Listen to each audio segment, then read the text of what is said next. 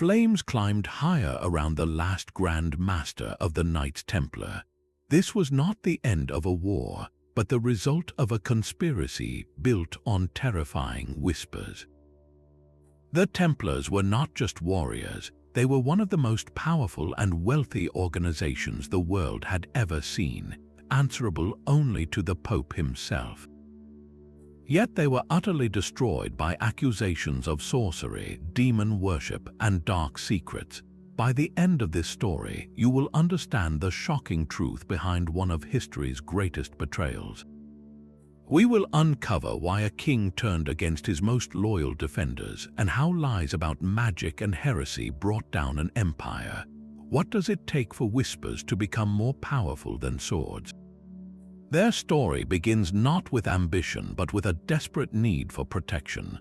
In the chaotic aftermath of the First Crusade, the roads to the holy city of Jerusalem were perilous, plagued by bandits and rival soldiers. A small band of knights, just 9 men, vowed to change this. They took a solemn oath to protect the pilgrims traveling to sacred sites, forming a new kind of order, one of warrior monks. For their headquarters, they were granted a place on Jerusalem's Temple Mount, believed to be the ruins of the ancient Temple of Solomon. From this sacred but humble base, they took their name, the poor fellow soldiers of Christ and of the Temple of Solomon. Yet the name poor would soon become a distant memory. Their rise was nothing short of meteoric. The Pope himself granted them a unique and extraordinary privilege. They were to answer to no king, no bishop, no earthly power except the papacy alone. This placed them above the law of any nation, making them a sovereign entity with global reach. Their military success and holy purpose drew immense donations of land and gold from devout Christians across Europe. They became landlords on a staggering scale, with estates, farms, and castles stretching from England to the Holy Land.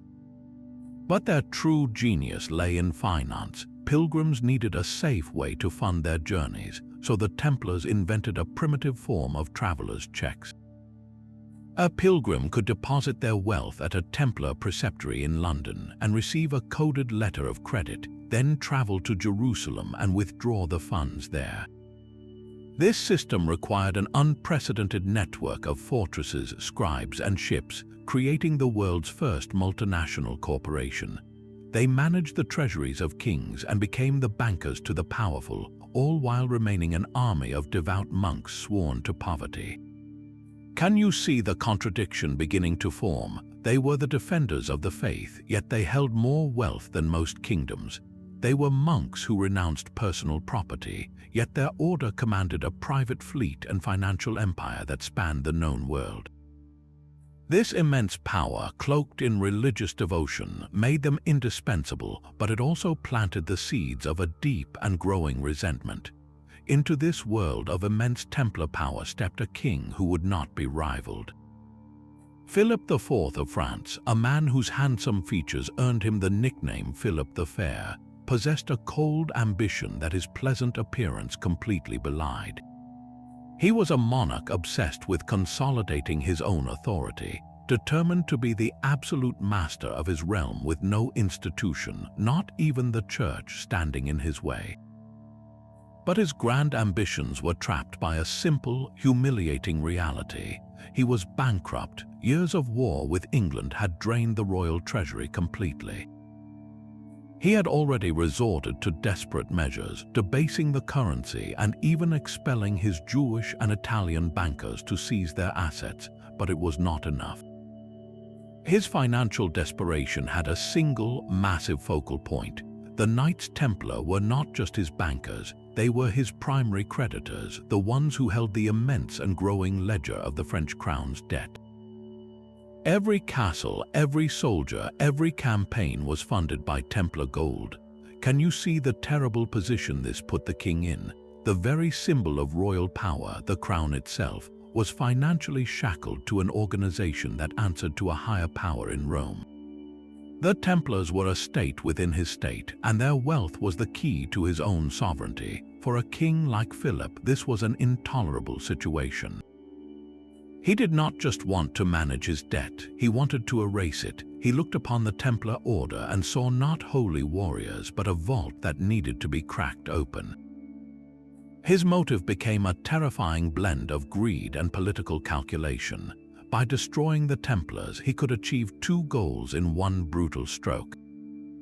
He could cancel his crushing debt forever, and he could seize their entire French infrastructure, their castles, their treasury, their legendary network of wealth, all for the French crown.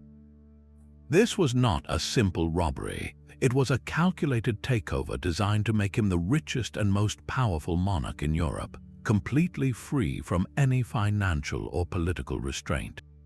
The stage was set for one of history's most shocking betrayals, all because a king could not bear to be in debt to his most powerful servants. But a king cannot simply arrest an army of holy warriors without cause. Philip the Fair needed a weapon far more powerful than soldiers. He needed an accusation so shocking, so monstrous, that it would justify the complete destruction of men hailed as heroes. That weapon was heresy, woven with terrifying tales of sorcery. He secretly ordered his ministers to compile a list of confessions extracted through torture from a handful of renegade Templars.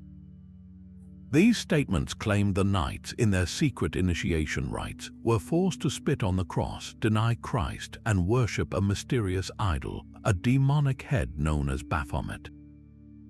With this manufactured evidence in hand, Philip set his trap with the chilling precision of a military campaign. He prepared sealed orders and sent them to every royal official and bailiff across the entire Kingdom of France. The instructions were simple and absolute. Do not open these documents until dawn on Friday, October the 13th, 1307. The element of surprise was total. As the sun rose on that Friday morning, officials from Paris to the countryside broke the royal seals and read their orders. The command was a single, stunning act of betrayal. Arrest every single Knight Templar within your jurisdiction. Seize all their property, their fortresses, and their treasury. Take them all immediately. Imagine the scene unfolding simultaneously across a nation. At Templar commanderies, the gates were forced open by royal soldiers at first light. The knights, many just waking for morning prayers, were confronted not by enemy soldiers but by the king's own men. There was no fighting, no grand last stand. The shock of the betrayal was too complete. These were men sworn to defend the faith, now being dragged from their chapels in chains as accused heretics.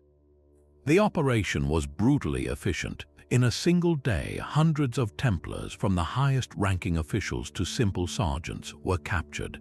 Their legendary wealth, the very thing that made them a target, was seized and inventoried for the crown.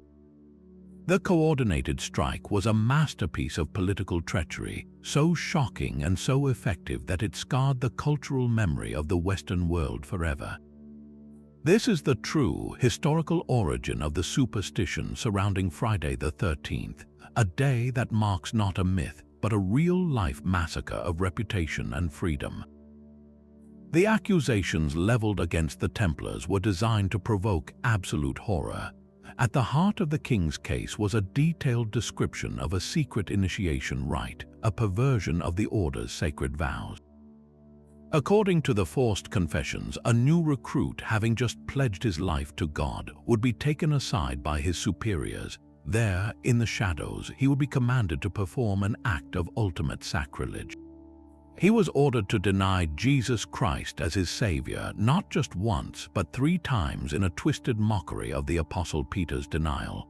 Then he would be presented with a crucifix and told to spit upon the cross, the very symbol of the faith he had sworn to protect with his life.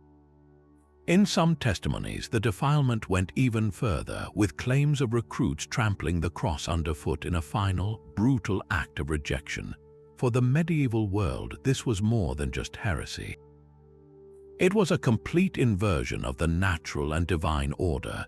These men were not common criminals. They were warrior monks, the spiritual elite of Christendom, celebrated for their piety and sacrifice. They wore the cross on their battle tunics as a declaration of their purpose, To accuse them of such a vile ritual was to say that the very guardians of the faith were, in fact, its most treacherous enemies. The psychological shock of this charge was its primary power. It transformed the Templars in the public imagination from holy defenders into monstrous hypocrites. How could a man who spat on the cross in secret be trusted to die for it on a battlefield? This contradiction made the accusations feel plausible to a population primed for suspicion. The charge was not just that they had broken a rule, it was that their entire identity was a lie, a demonic deception hiding in plain sight. This single, shocking claim of denying and defiling the central icon of their religion provided the moral justification for the king's brutal crackdown, turning a political crime into a holy crusade. But the accusations did not stop at the denial of Christ. To make the Templars appear truly demonic, the king's prosecutors introduced a bizarre and terrifying object of worship. The knights were said to gather secretly around a mysterious idol, a carved head they called Baphomet. Some confessions, forced out by agony, described it as a human skull. Others said it was a head with 3 faces, or even that it was a black cat which they would kiss in a vile ritual. This was no ordinary heresy. It was an accusation of full-blown sorcery. The power attributed to this idol was meant to explain the Templars' legendary success and wealth. The head, they were told, could make trees flower out of season and had the magical ability to make gold grow. In a world where wealth was tangible and hard-won, this was a potent lie. How else could an order of monks sworn to poverty become the bankers to kings unless they had help from a dark, supernatural source? The very name Baphomet is a clue to the fabrication. Many scholars believe it was a twisted version of Muhammad, a figure medieval Christians associated with false prophets and idolatry. By linking the Templars to the worship of Islam's founder, the charges painted them as traitors not just to Christianity but to all of Europe. This head was the ultimate symbol of their alleged corruption, a tangible focus for the fears and resentments of an entire society. Over centuries, this manufactured demon would evolve, transforming in the occult imagination of later eras into the goat-headed, winged creature we recognize today. But at its birth, Baphomet was simply a prop in a royal plot, a phantom designed to turn holy knights into monsters worthy of the flame.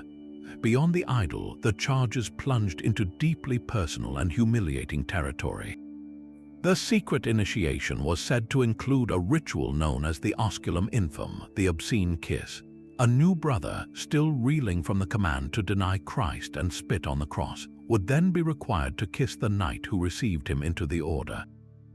But this was not a kiss of peace or brotherhood. According to the tortured confessions, the initiate was forced to place his lips on the mouth, the navel, and finally, the base of the spine of the official presiding over the ceremony. In the rigid moral code of the medieval world, this sequence was not merely strange. It was a deliberate and shocking act of sodomy, the ultimate accusation of homosexuality. For an order of warrior monks who had taken a sacred vow of celibacy, a promise to renounce all physical desires for God, this charge was designed to be utterly devastating. It attacked the very core of their spiritual identity. These men were supposed to be pure, their bodies disciplined temples of the Holy Spirit, dedicated solely to prayer and combat. To paint them as participants in such a vile and coercive ritual was to claim their entire community was a facade for secret perversion. This was more than just heresy. It was a character assassination of the most profound kind, transforming their sacred brotherhood into something monstrous and unclean in the public imagination. How could anyone trust a man who had sworn an oath of celibacy if his initiation involved such acts? The charge leveraged the deepest fears and prejudices of the time, where homosexuality was considered both a terrible sin and a capital crime. By linking the Templars to this taboo, King Philip ensured that even whispering their name would evoke disgust and outrage, making their destruction seem not only necessary but morally righteous. The obscene kiss completed the portrait of a completely corrupted order, one that had abandoned God in both its faith and its flesh.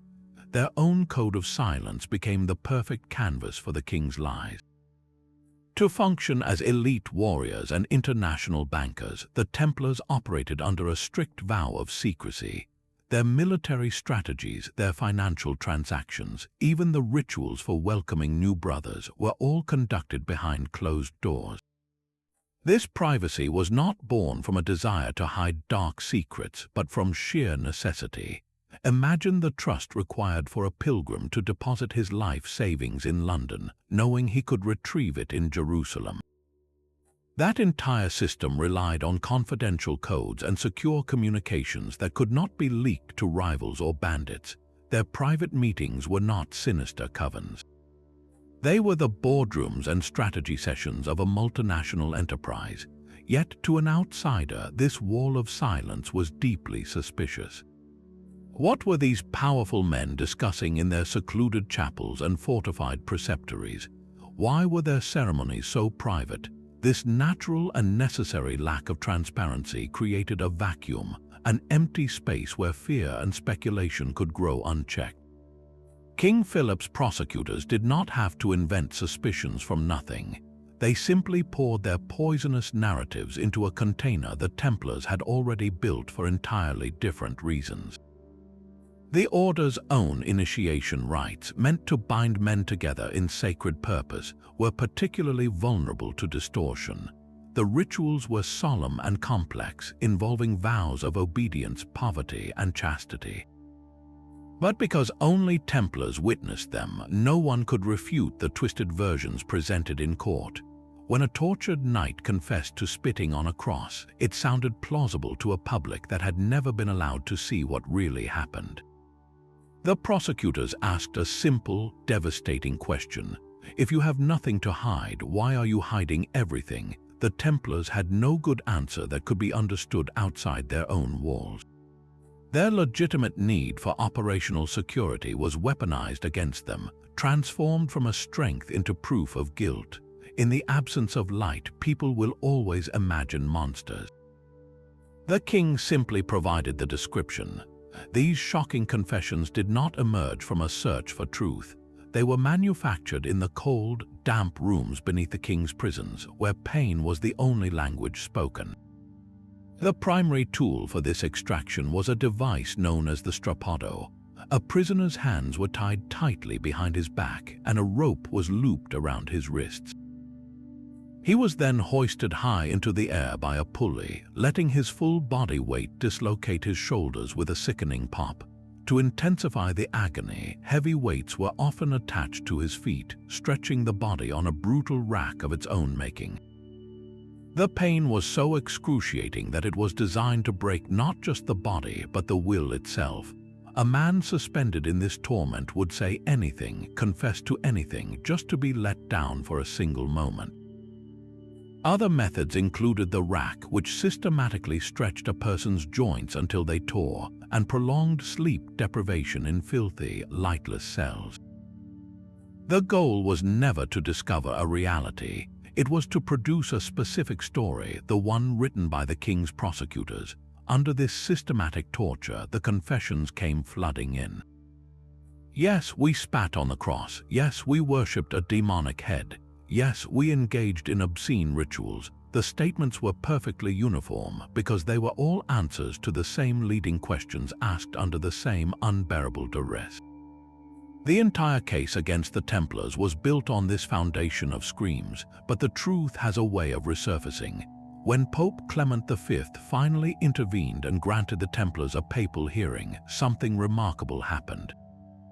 Freed from the immediate threat of torture and given a platform to speak without a royal torturer in the room, hundreds of knights stood before the commission and boldly recanted their confessions. They spoke of the unbearable pain, the promises of freedom, the threats against their families. They declared their innocence and reaffirmed their faith in Christ and their loyalty to the Church. One knight after another told the same story of coercion, revealing the confessions for what they truly were, scripts written in blood, not admissions of guilt.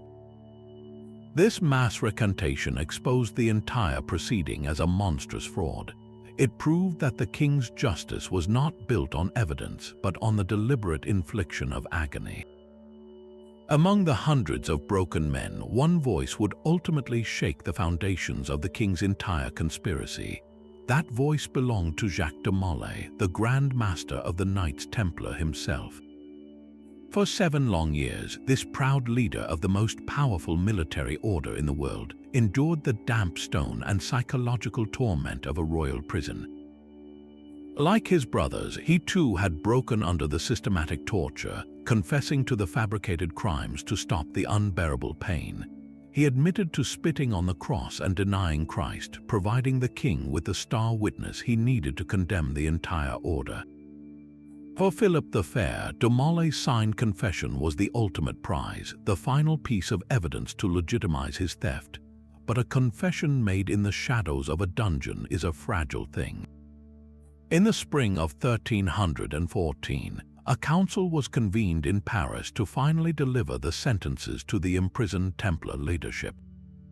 The stage was set for a quiet, judicial conclusion to the king's 7-year campaign. Jacques de Molay and 3 other high-ranking Templars were brought before the cardinals to hear their fate, which was expected to be lifelong imprisonment, a silent end for a silenced order. But then something extraordinary happened. Standing before the assembly, weakened by years of captivity but suddenly resolute, the Grand Master did the unthinkable.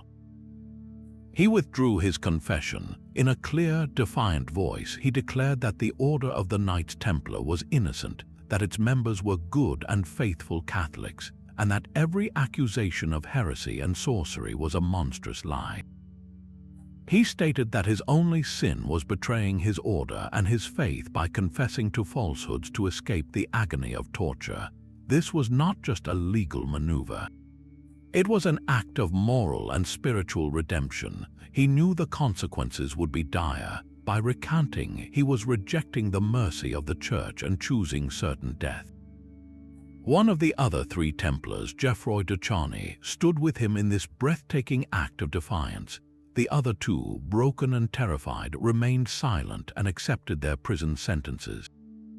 The cardinal in charge was stunned. The proceedings were immediately suspended. Messengers rushed to the king, who was not far away. Upon hearing the news, Philip the Fair did not consult with the Pope or the cardinals. In a rage, he bypassed the church entirely and issued his own royal command.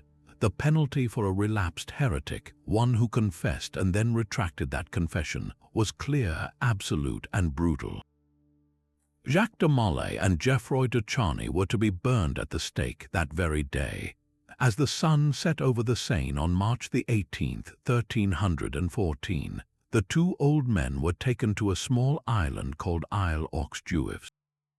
Tied to a stake with piles of wood and straw heaped around them, the last Grand Master of the Templars is said to have faced his end with calm dignity. He reportedly prayed aloud, again proclaiming the innocence of the order and placing his soul in the hands of God. His final act of defiance transformed him from a broken prisoner into a legendary martyr. He had chosen to die for the truth, and in doing so, he exposed the king's entire conspiracy as a house of cards built on torture and fear. The flames that consumed his body did not just end a man's life. They ignited a mystery that would burn for centuries. While Jacques de Molay's final stand was a testament of courage, it was met by a devastating silence from the one man who should have defended him. Pope Clement V, the spiritual father of all Christendom, possessed the absolute authority to halt the entire proceeding with a single command. Yet he did nothing. His inaction was not born from malice, but from a deep and paralyzing weakness that placed him squarely under the thumb of the French king. This was a pope who was, in many ways, a prisoner himself. Just 2 years before the Templar arrests, Clement had made a momentous and controversial decision, moving the entire papal court from its ancient home in Rome to the city of Avignon in southern France. This was not a simple relocation. It placed the leadership of the global church within the borders of the French kingdom, directly within Philip the Fair's sphere of influence. The Pope was now a guest or perhaps a hostage in the king's own backyard. Can you see the impossible position this created? Clement was the vicar of Christ on earth, but his physical safety, his court stability, and his very ability to govern relied on the goodwill of the very monarch who was tearing a holy order to pieces. The conflict between his spiritual duty and his political survival became unbearable. Initially, the Pope was deeply skeptical of Philip's wild accusations. He even issued orders to protect the Templars, only to have them ignored as Philip's soldiers carried out their coordinated arrests. The Pope's own investigation was supposed to be a search for truth, but it was constantly sabotaged by royal agents who intimidated witnesses and controlled access to the imprisoned knights. The pressure on Clement was immense and unrelenting. Philip did not just want approval, he demanded the complete and total suppression of the Templar Order, and he wielded both the threat of military force and the promise of a share of the Templar treasury to ensure the Pope's compliance.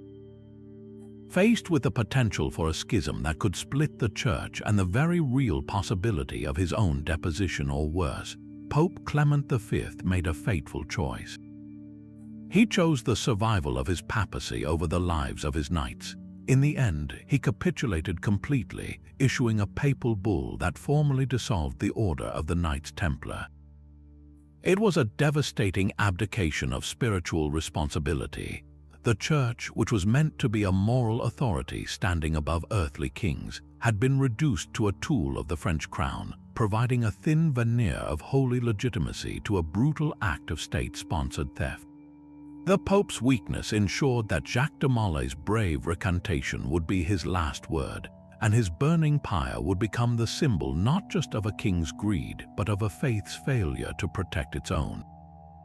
The story of betrayal and torture, however, was not the entire story. Beyond the borders of France, a very different narrative began to unfold. In kingdoms where King Philip the Fair's direct influence could not reach, the accusations against the Templars faltered and crumbled. The key difference was a simple, brutal fact. Outside of France, the systematic use of torture to extract confessions was far less common and often forbidden by local law. Without the strappado and the rack, the king's house of cards began to collapse. In England, for instance, King Edward II was initially skeptical of his father-in-law Philip's claims. He did arrest the Templars as requested, but English courts, operating under different legal traditions, were hesitant to employ the same brutal methods. When questioned without the immediate threat of agony, the English Templars uniformly denied every charge of heresy and idol worship. They spoke of their faith and their charitable works. Faced with a complete lack of credible evidence, the English proceedings stalled for years, eventually resulting in no mass burnings and the quiet dispersal of the knights. A similar pattern emerged in Spain, where the Templars were actively fighting on the front lines of the Reconquista against Muslim kingdoms. Local rulers saw them as invaluable military allies, not heretics. When pressured to investigate, Spanish councils found the knights innocent of all major charges, recognizing the accusations for what they were, a political maneuver from a distant king. Even within the Holy Roman Empire, in lands that would become Germany, the trials were fragmented and inconclusive. Many Templars were simply absorbed into other monastic orders or released after their interrogations yielded nothing but professions of faith. The stark contrast between the French outcome and the results elsewhere was a deafening silence. It proved that the entire case was built on a single, terrible foundation: the deliberate infliction of pain. Where torture was absent, so too was the evidence of guilt. The international response revealed a profound truth: the Templars were not destroyed because their crimes were real. They were destroyed because one king had the will and the ruthless ability to make the lie sound true. For centuries, the final word on the Templars' guilt was sealed in the ashes of Jacques de Mauley. The official record, shaped by a king and a complicit pope, told a story of justified punishment, but history has a way of preserving its secrets, even when they are meant to be lost forever. In 2001, a scholar named Barbara Frail was conducting routine research in the Vatican secret archives when she made a discovery that would rewrite the end of this story. She unearthed a long misplaced document known as the Chinon Parchment. This was not a copy. It was the original minutes from a private papal meeting held in 1308, a full 6 years before Damale was burned. The contents were stunning. The parchment revealed that Pope Clement V had personally interrogated the highest leaders of the Templar order, including Jacques de Molay himself, in a castle in Chinon, France. After days of questioning, the Pope reached a verdict. He granted all the Templar leaders absolute absolution for their sins, formally reconciling them with the Catholic Church. In the eyes of God and the Pope himself, they were forgiven and restored to grace. Think about what this means. The man who would later dissolve their order had, in a secret proceeding, found them worthy of forgiveness for the very heresies they were accused of. He heard their confessions of weakness under torture and accepted their pleas for mercy. This document proves that the Pope knew the truth. He knew the confessions were lies born of agony, and he knew the knights were faithful. So why did he not stop their destruction? The Chinon Parchment exposes the tragic core of this entire affair. Pope Clement believed in their innocence, but he was utterly powerless to save them. His secret absolution was a quiet act of conscience, a spiritual bandage for a political wound he could not heal. He could cleanse their souls for God, but he could not protect their bodies from a king. This hidden parchment is the ultimate evidence of the Templars' innocence. A truth whispered in a secret meeting, buried for 7 centuries, waiting for its moment to finally be heard. The sheer scale of the Templar financial network was almost beyond comprehension. Think of it not as a single bank, but as the entire global financial system of its day, compressed into one organization. Their assets were not just piles of gold coins in a vault, though they had plenty of those. Their wealth was tangible, rooted in the very soil of Europe. They owned thousands of estates, farms that produced grain, wine, and wool. They controlled entire ports and managed a private fleet of ships. Their castles were not just fortresses, they were fortified economic hubs, centers of administration, trade, and secure storage. This was the prize King Philip the Fair coveted, a prize so vast that simply cancelling his debt was only the beginning. The real goal was to absorb this entire self-sustaining economic engine directly into the French crown. So what happened to this immense fortune once the knights were in chains? The liquidation was swift and systematic. Royal officials fanned out across the country, seizing commanderies, inventorying livestock, confiscating chests of silver, and taking control of all account ledgers. Yet, in a move designed to give the seizure a venial of holy legitimacy, Pope Clement V officially transferred the vast majority of the Templars' assets to their longtime rivals, the Knights Hospitaller. On the surface, this looked like a simple merging of 2 holy orders, but the reality was far more cynical. The French crown, along with other monarchs who had participated in the persecution, deducted enormous administrative fees from the transferred wealth. Philip claimed massive sums for the cost of having arrested, imprisoned, and prosecuted the Templars. He effectively billed the order for its own destruction.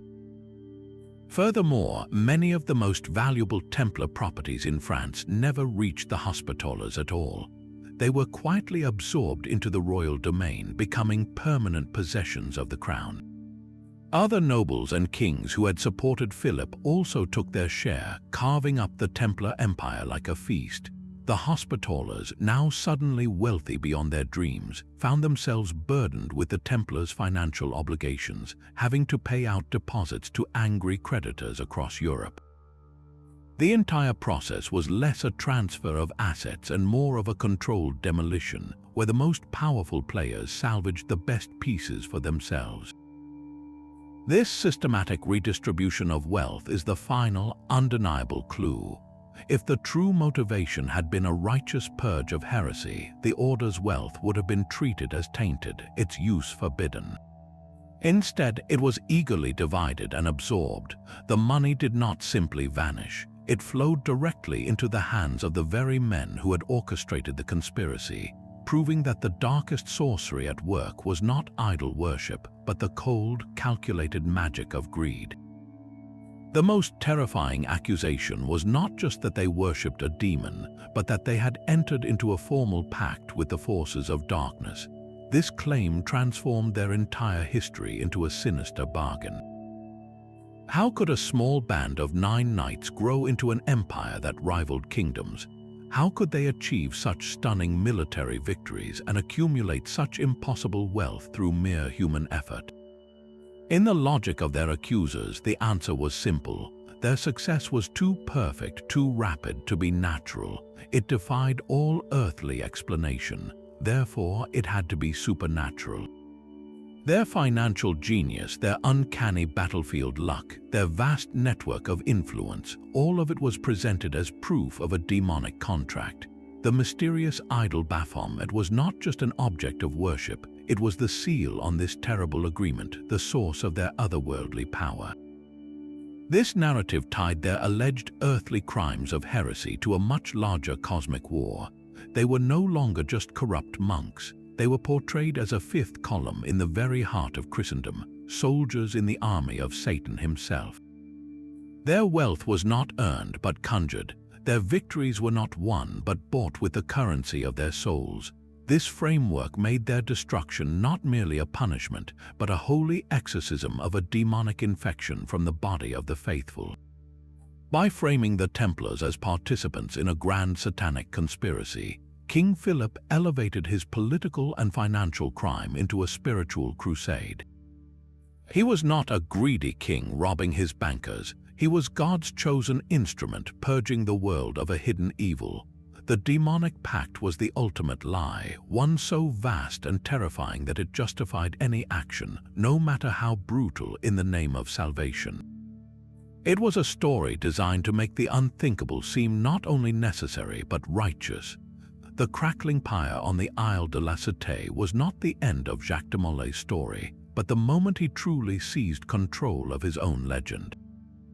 On March the 18th, 1314, the 2 old men were led onto the small island in the Seine, their bodies frail from 7 years of imprisonment. A platform had been erected and a crowd had gathered, expecting a final, humiliating spectacle where the Grand Master would publicly reaffirm his confession and beg for forgiveness. The king's officials presented him with one last chance to repent and save his soul from the eternal flames, but de Molay's soul was no longer his to bargain with. He had already given it back to God. Standing before the people of Paris with the wood and straw piled around his feet, he did not speak the words written for him. In a voice that carried across the river, he made a declaration that would echo through history. He proclaimed once and for all the complete and total innocence of the Knights Templar. He stated that the order was pure, holy, and Catholic, and that any confession to the contrary was a lie forced from him by agony and fear. Then he turned his face toward the royal palace and uttered a summons that struck terror into the heart of every witness. He called Pope Clement V and King Philip IV to appear with him before the tribunal of God within a single year. It was not a plea, it was a prophecy, a curse thrown from the lip of the pyre. The executioners, stunned by this defiance, hurriedly lit the fire, but the words could not be unspoken. As the smoke rose over Paris, the story of his death was already transforming into something more powerful than any legal verdict. The legend of the Templar curse was born, and history, with an almost poetic sense of justice, would ensure that de Molay's final words were not an empty threat. The formal end arrived not with a battle cry but with the quiet authority of a papal decree. In 1312, Pope Clement V issued the bull known as Vox in Excelso, a document that formally dissolved the order of the Knights Templar. The language was careful, stating that the order was being suppressed not as a definitive judgment of guilt, but because the scandal surrounding it had become too great for it to continue its work. This was a legal and spiritual death sentence for a 200-year-old institution, an attempt to erase its very name from the memory of the Church. With the stroke of a pen, the warrior monks who had once answered only to the Pope were suddenly men without a home, their sacred vows transferred to a void. So what became of the individual knights who survived the prisons and the pyres? Their fates were as varied as the kingdoms they had once served. For those in France, the heart of the persecution, the outcome was often grim. Many of the lower-ranking brothers, after years of brutal imprisonment and public penance, were forced into monasteries for the rest of their lives, a form of perpetual house arrest where they could live out their days in silent obscurity. In other regions like Spain and Portugal, the transition was less severe. There, the Templars' military skills were far too valuable to waste. Many were simply absorbed into new or existing chivalric orders, swapping their distinctive white mantles with the red cross for different insignia, continuing their mission of defense under a new name. Some older knights, stripped of their purpose and their brothers, were permitted to retire on small pensions, living out their final years as forgotten men on the fringes of a society that had once celebrated them. But what of their physical footprint, the vast network of commanderies and castles that had defined the European landscape? This was where the true dismantling occurred. The papal bull had officially transferred the bulk of the Templar assets to their rivals, the Knights Hospitaller. Yet this was less a generous donation and more a fire sale managed by the crown. Royal officials across Europe inventoried every last plough, every barrel of wine, every tapestry and relic before handing over what remained after the king took his massive share for administrative costs. In many places, local nobles simply seized Templar lands for themselves, knowing the order no longer had the power to defend its property. The Great Preceptory in Paris, the very heart of their financial empire, was stripped bare and its functions absorbed by the French treasury.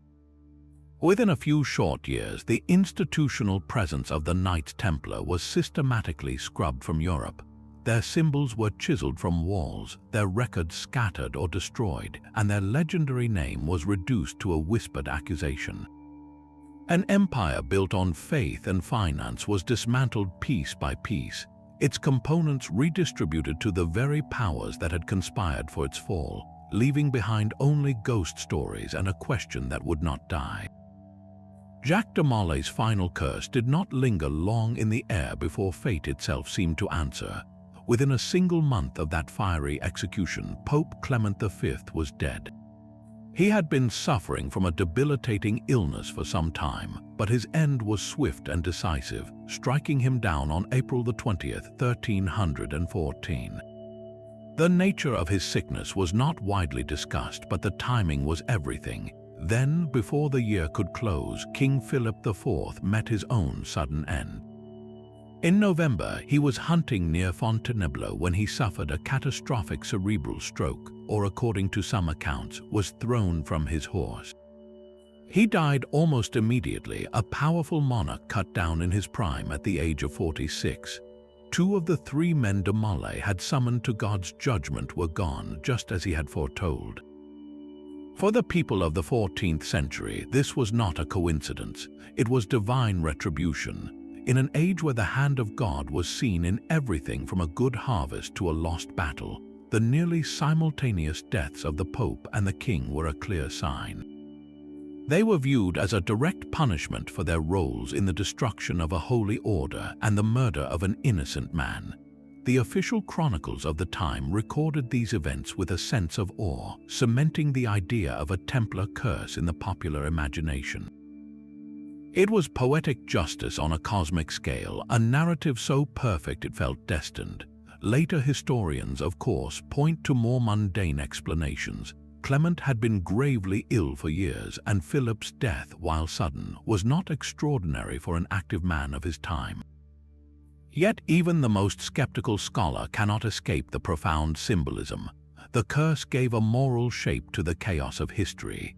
It transformed a sordid tale of greed and political murder into a legend of supernatural vengeance, ensuring that the story of the Templars would never be just a footnote in a ledger, but a ghost that would haunt the throne of France for centuries. The echoes of their condemnation did not fade with the last embers of the pyre. Instead, the official silence surrounding the Templars' fate created a vacuum, and nature, as it does, abhors a vacuum. Into that empty space flowed an entirely new kind of story, one that refused to let the Order die. A persistent legend took root, whispering that the Templars had foreseen their doom. According to this tale, a fleet of their ships, laden with their legendary treasure and secret archives, slipped out of the French port of La Rochelle just before the dawn arrests. This phantom fleet did not vanish. It supposedly sailed to safe havens, planting the seeds of the Order in new lands. One of the most enduring theories points to Scotland. The idea suggests that Templar knights, now fugitives, fought alongside Robert the Bruce at the pivotal Battle of Bannockburn, their military expertise turning the tide to secure Scottish independence. This narrative then weaves itself into the very stone of Rosslyn Chapel, a 15th century marvel south of Edinburgh. Its intricate carvings, some argue, hold hidden Templar symbolism, perhaps even clues to the final resting place of their greatest secret, not just gold, but something far more profound. The story then leaps across the Atlantic, proposing that these same Scottish Templars, generations later, were among the founders of the Freemasons, and that it was this secret lineage that guided the design of a new nation, with Templar symbolism allegedly encoded into the streets of Washington, D.C. And the $1 bill, another branch of the legend, charts the escape route to the remote alpine valleys of Switzerland. Here, the story goes, the Templars used their vast wealth to establish a new banking system, one that evolved into the famously discreet Swiss banks we know today, with their tradition of financial secrecy mirroring the Templars' own coded operations. And what of the treasure they guarded? It was no longer just a king's ransom of gold and jewels. The legend transformed it into something mystical. The Templars were no longer merely bankers, but guardians of the ultimate prize. They were said to have possessed the Holy Grail itself, the cup of Christ from the Last Supper, or perhaps fragments of the true cross, or even ancient esoteric knowledge discovered beneath the Temple Mount in Jerusalem. This secret wisdom, not mere wealth, became the true source of their power and the reason for their persecution. So why did these particular legends capture our imagination so completely? They are the perfect antidote to a grim historical truth. The reality was a sordid tale of political betrayal and judicial murder. The legend offers a grander, more satisfying narrative, one of clever escape, hidden wisdom, and a sacred mission that continues in the shadows. It transforms a tragic end into an eternal beginning, suggesting that the light of the Templars was never truly extinguished, only hidden, waiting for the right moment to be revealed once more. So where does this leave the historical verdict? Were the Templars secretly guilty, or were they the victims of a perfectly executed frame job? This question has split historians for centuries, and both sides present a compelling case. The argument for guilt hinges on a few unsettling details. Why, for instance, did some confessions remain consistent even when the knights were given a chance to recant? A handful of Templars, including some high-ranking officials, never wavered in their stories about the secret initiation rites, even outside the torture chamber. This consistency is pointed to as potential evidence that there was, at the very least, some form of unorthodox ceremony within the order. Their legendary secrecy is also held up as a shield for possible wrongdoing. If their rituals were entirely pure and orthodox, critics ask, why were they conducted behind such impenetrable walls? This line of reasoning suggests that a kernel of truth may have existed within the king's wild accusations, a secret deviation from church doctrine that Philip simply amplified and twisted for his own ends. Yet the case for their framing is overwhelmingly stronger, built on a foundation of brutal facts. The most glaring hole in the prosecution's story was the complete and total lack of physical evidence. Despite raiding every Templar commandery in France, seizing every chest, and searching every hidden alcove, the king's agents never found a single idol. No Baphomet, no demonic head, no mysterious skull was ever presented in court. How could an object central to their alleged worship simply vanish without a trace from hundreds of locations simultaneously? The answer is simple: it never existed. Then we must confront the method used to obtain every major confession. The strappado and the rack are not tools for discovering truth. They are tools for manufacturing it. A man being stretched until his joints dislocate will confess to anything his torturer suggests. The mass recantations the moment the torture stopped prove that the confessions were worthless scripts written in agony. Finally, and most damningly, we have the undeniable motive of King Philip IV. He was bankrupt and the Templars were his bankers. He was power-hungry and they were a state within his state. By destroying them, he achieved both absolute financial freedom and unchallenged political authority. The sequence of events paints a clear picture of cause and effect. A king in desperate need of money targets the wealthiest organization in his kingdom, uses the only weapon that could destroy their holy reputation, and then seizes everything they own. This was not justice. It was the most ambitious heist in history disguised as a holy crusade. Every single accusation was a precision tool, engineered to dismantle the Templar legend piece by piece. The king's prosecutors did not just list crimes, they constructed a psychological profile of a monster, targeting the four pillars that held up the order's public image. Their first and most devastating strike aimed straight at the heart of their identity as Christian warriors. The charge of denying Christ and spitting on the cross was not random sacrilege. It was calculated to create an irreconcilable contradiction in the public mind. How could a man who secretly rejected the Son of God be trusted to die for him on a battlefield in the Holy Land? This single accusation transformed their sacred devotion into a monstrous hypocrisy, making every act of piety seem like a sinister performance. It turned their greatest strength, their unwavering faith, into proof of a hidden, treacherous evil. Once this foundation of faith was cracked, the next charge cemented their status as permanent outsiders. The claim of idol worship, of bowing before Baphomet, deliberately linked them to the perceived enemies of Christendom. In the medieval worldview, there was no gray area. You worshipped the one true God or you served demons. By painting them as idolaters, the prosecution severed their connection to the universal church. They were no longer misguided brothers. They were a foreign cult, a fifth column of Satanists who had infiltrated the highest levels of power. This made their destruction not just permissible, but a holy duty for every true believer. But to ensure the public felt a personal revulsion, the accusations then targeted the body itself. The obscene kiss was a weapon of pure character annihilation. For an order of celibate monks, a vow that set them apart as spiritually pure, an accusation of coerced homosexuality was the ultimate violation. It attacked the sanctity of their brotherhood, twisting it into something predatory and vile. This was not merely about breaking a rule, it was about poisoning the very well of camaraderie and trust that made their military unit function.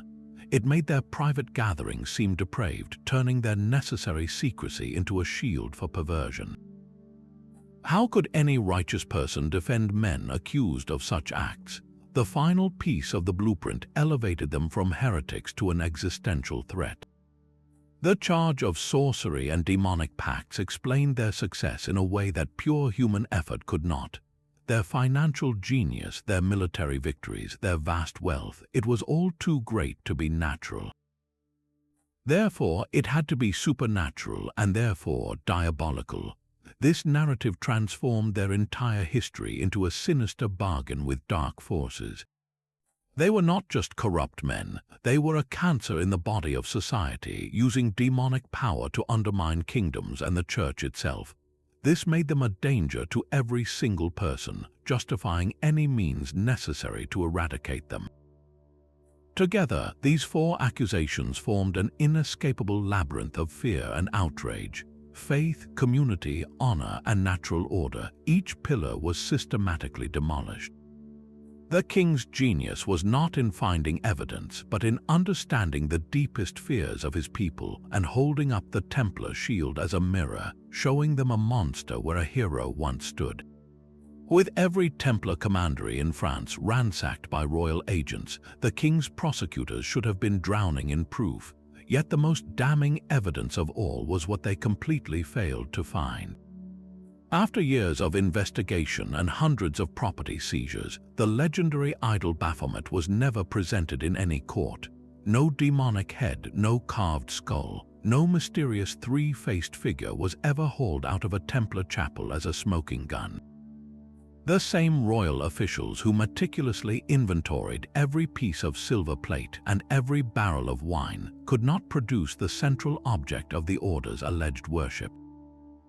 How could something so fundamental to the accusations vanish without a trace from every single location simultaneously? The simplest answer is the most compelling. It never existed in the first place. This void of physical evidence extends to the Templars' fabled treasure.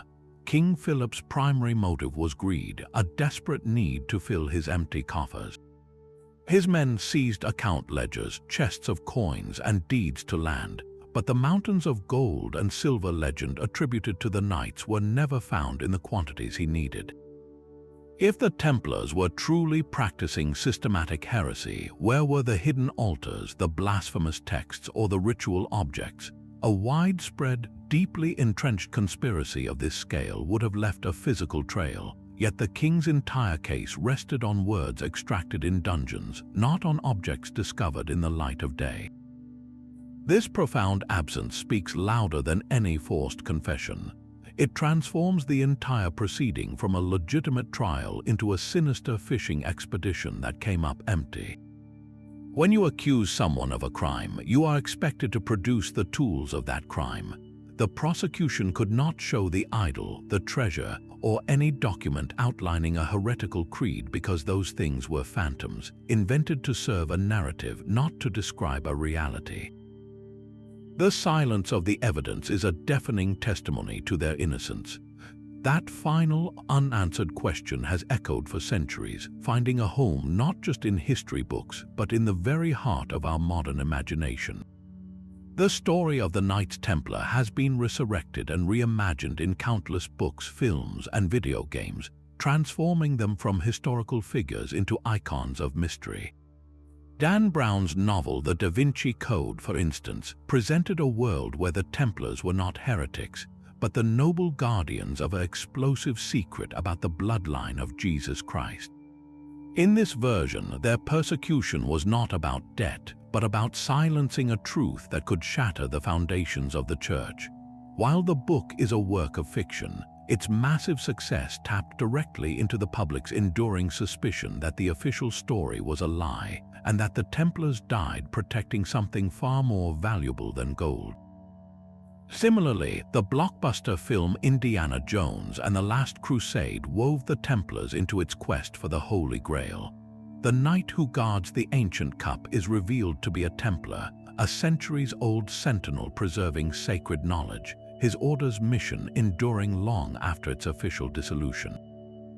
These stories take the slender threads of historical legend, the whispers of hidden treasures and sacred relics, and weave them into thrilling, tangible adventures. They answer our deep-seated desire for the Templar's story to have a grander, more meaningful purpose than a simple royal heist. This reinvention continues powerfully in the realm of video games. The Assassin's Creed series places the Templars at the very center of a millennia-long secret war.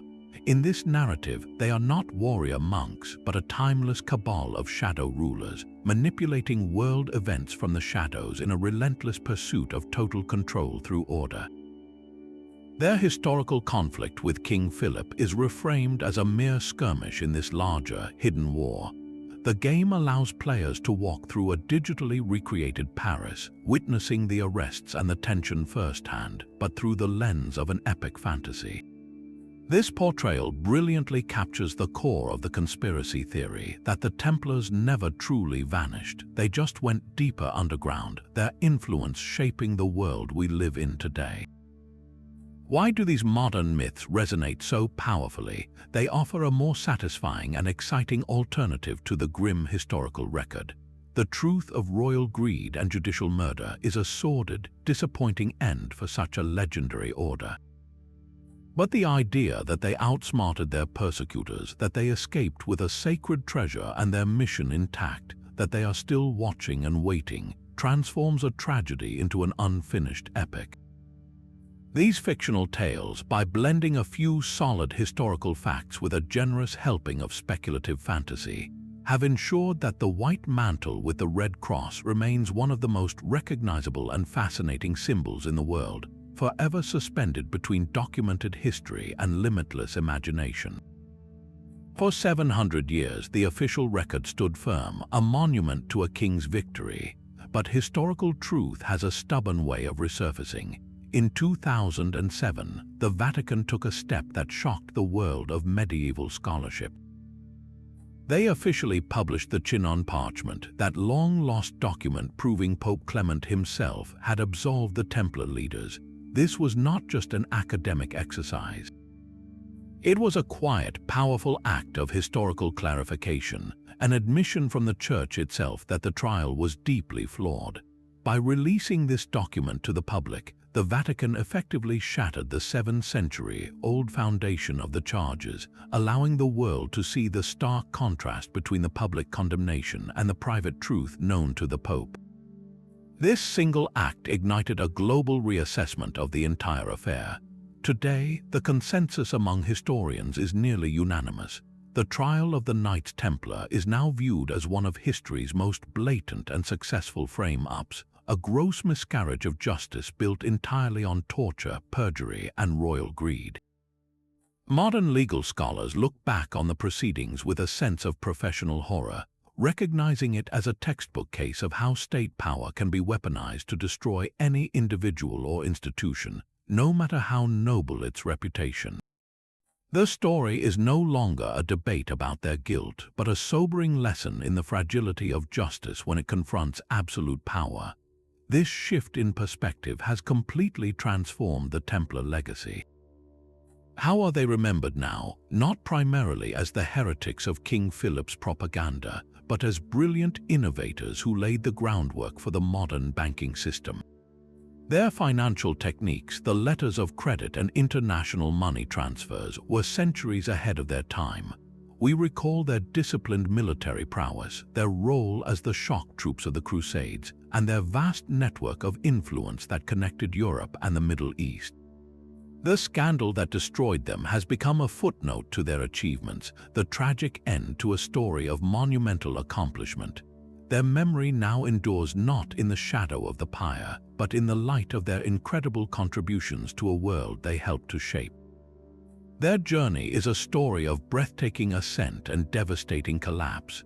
From a handful of knights sworn to protect pilgrims, they grew into a global powerhouse of faith and finance answerable to no king. Their fall was orchestrated by a bankrupt monarch, Philip IV, whose greed for their wealth and fear of their power drove him to an unthinkable act of betrayal. He weaponized the darkest fears of his time, accusing the order of sorcery, demon worship, and vile heresy, charges likely fabricated from whole cloth to justify their destruction. These terrifying rumors were given the false ring of truth only through the horrors of the torture chamber, where agony forced men to confess to lies. The tragic end saw the order dissolved, its last Grand Master burned at the stake, and its legacy buried under centuries of slander. This is far more than a medieval mystery. It is a timeless cautionary tale. It reveals how easily fear can be manipulated, how greed can corrupt justice, and how a well-aimed whisper, repeated often enough, can become more powerful than any army, toppling even the most unshakable institution. So where does the truth lie for you? Do you see a hidden heresy finally exposed, or history's most ambitious frame job, a lie that burned for 700 years? Share your verdict in the comments below.